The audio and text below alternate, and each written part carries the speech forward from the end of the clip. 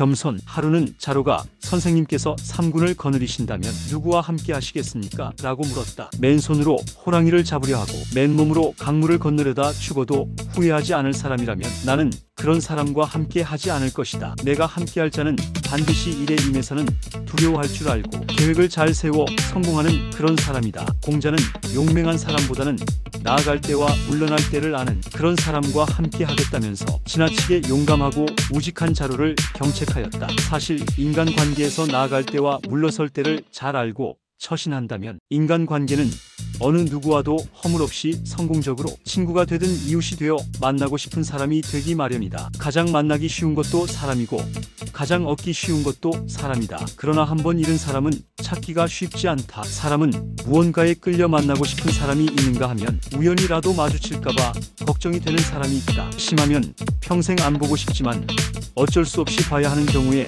얼마나 괴로운지 모른다. 모든 인간에게 제일 큰 약점이 있다면 교만이라는 약점이 있다. 교만은 경쟁심에서 나온다. 교만한 사람은 사람의 영광을 하나님의 영광보다 더 사랑한다. 교만한 자는 권고나 시정을 쉽게 받아들이지 않는다. 교만한 사람은 누군가가 자기 위에 있다는 사실을 싫어한다. 그것이 자신의 위치를 낮게 한다고 생각한다. 이기심은 좀 더 흔히 보는 교만의 한 모습이다. 인간과 인간의 관계는 물론 하나님과 자신과의 관계도 이 교만 때문에 틈이 생기게 만든다. 교만의 답은 무엇일까? 나는 이러한 교만한 사람이 아닐지 자주 자신을 돌아다봐야 하지 않을까 싶다. 미운 짓을 하는데도 결코 미워할 수 없는 사람이 있다. 아무리 미운 짓을 했어도 교만하다는 생각이 들지 않으면 그 사람을 미워할 수가 없다. 나는 요즘 매력을 느끼는 사람 중에 꾸밈이 없는 인간적인 사람이 그렇게 좋을 수가 없다. 겸손하고 정직한 사람. 결국은 모든 인생에 있어서 핵심 포인트는 자기 자신을 낮추면 낮출수록 성공적인 행복한 삶이 다가온다는 진리를 뼈저리게 느낀다. 하지만 제일 안 되는 일이 조금 낮추는 일인데 그 일이 그렇게 안 된다. 통증. 수년식이 오래되다 보니 허리가 가끔 아프다. 거기다 오른쪽 무릎까지 불편해지곤 하다가 사라지곤 한다. 다행히 치료를 안 해도 때가 되면 다시 정상으로 돌아오곤 한다. 그래도 일단은 암 같은 죽을 병은 아니니 그저 감사할 따름이다. 하하. 헌데 허리가 아픈 날은 내 핸디에서 배를 치곤 한다. 월요일에 11개를 쳤는데 수요일에는 허리가 아파 22개를 치고 말았다. 몸 상태에 따라 어쩔 수 없이 골프는 희비가 가려진다. 허리가 아픈 날은 털린다. 하지만 오늘 만회할 기회가 생겼다. 오늘은 한국에서 출장 온 손님과 함께 치기로 되어 있다. 젊은 손님인데 지금 한참 물이 올라 골프에 빠진 친구다. 옛날 나도 40대 골프에 미쳤던 생각이 난다. 한때 초짜 때 물불 안 가리고 여기저기 기웃거리며 끼워주기만 하면 터져도 뛰어다니던 추억이 떠오른다. 그땐 깨지고 엎어져도 즐겁기만 했었다. 오늘 같이 치기로 한 손님이 그 상태 같아 나의 추억에 오버랩이 된다. 골프는 노련한 짬밥이 얼마나 중요한지 모른다. 구력이 40년이니 웬만하면 겁나는 상대가 없는 편이다. 누군가 나에게 당신은 몇 살까지 살지 질문을 던졌다. 글쎄, 나는 몇 살까지 살까에 대한 관심보다 언제까지 시니어티에서 칠지 그것이 화두다. 예상은 앞으로 5년 뒤쯤 되지 않을까 싶다. 변심. 가늘고 길게 살 것인가? 짧게 굵게 살 것인가? 한때 이 문제가 화두였던 시절이 있었다.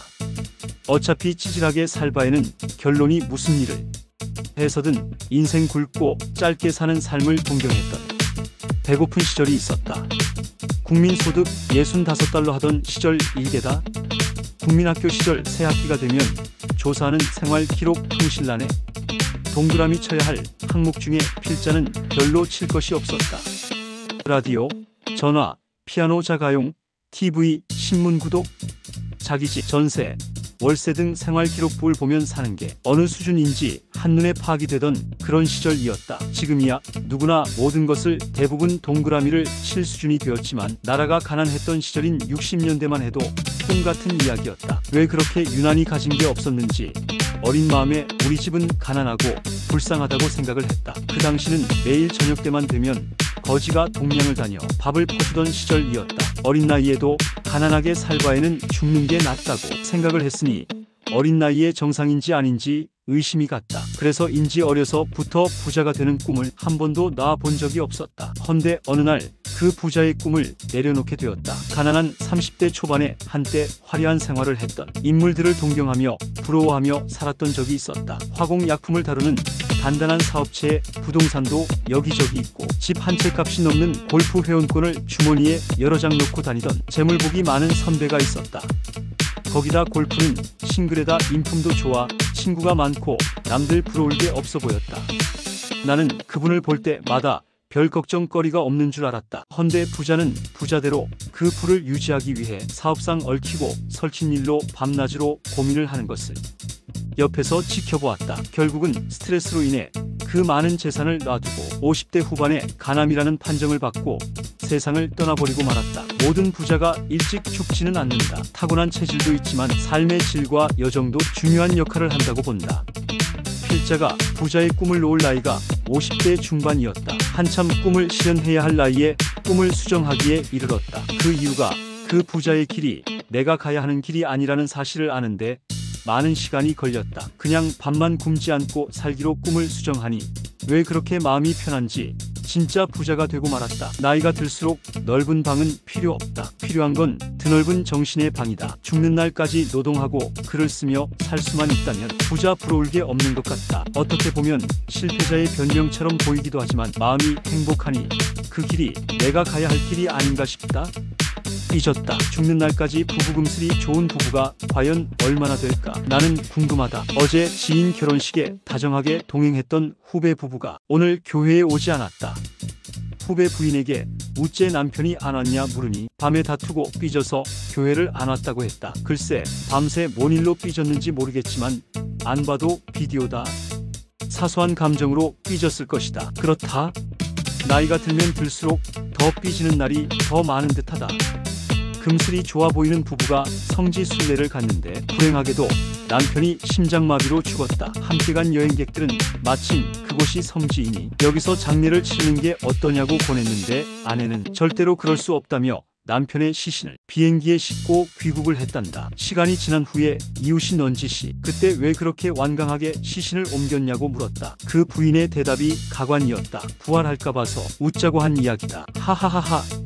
어쩌면 이 이야기는 모든 여인들이 솔직한 속 마음이 아닐까 하는 생각이 든다. 골병. 집에서 가까운 곳에 카오시가 생겼다. 심심하면 오메 가메 이틀에 한 번 정도 세차를 하는 편이다. 글쎄 어느새 세차 중독 증세가 생긴 것 같다. 매일 샤워하듯이 에마도 샤워를 시켜야 시원해진다. 카오시 월회비 본전을 뽑고도 남지 않을까 싶다. 나 같은 손님만 있으면 남는 게 없을 것 같다. 거기다 요즘 얼마나 주행을 많이 하는지 평균 일주일에 800마일은 거뜬히 뛰는 것 같다. 약 한 달에 3000마일은 평균적으로 달리지 않나 싶다. 1년이면 36,000마일리지가 올라간다. 이러다 내 에마가 빠른 시일 내에 골병 들 것 같다는 생각이 든다. 한국인의 자랑. 여자들이 왜 손흥민 선수를 좋아하는지 알만하다.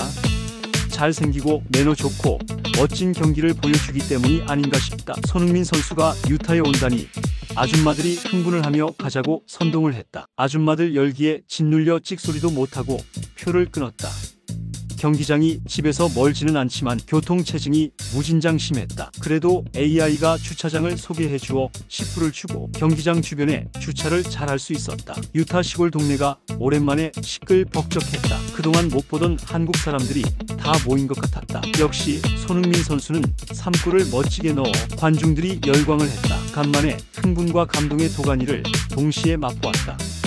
돌아오는 길에 나는 손흥민 같은 아들이 하나 있었으면 얼마나 좋을까 하니 뒷좌석에서 김전무는 욕심 많다며 이구동성 아우성이었다. 하하.